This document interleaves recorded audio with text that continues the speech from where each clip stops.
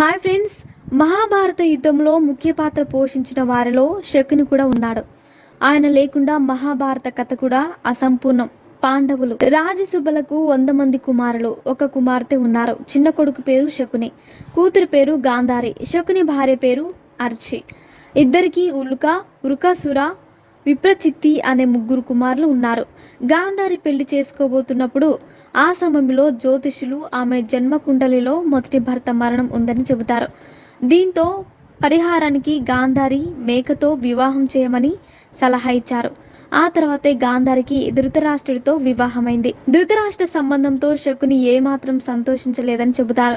ధృతరాష్ట్రుడు ఒక జన్మమంతా అని, అతని సోదరుడు పాండు మాత్రమే అతని రాజ్యమంతా చూస్తాడని వారు భావించారు. వివాహానంతరం గాంధారి జాతకం మేకతో వివాహం గురించి ధృతరాష్ట్రుడు పాండులకు తెలిసింది.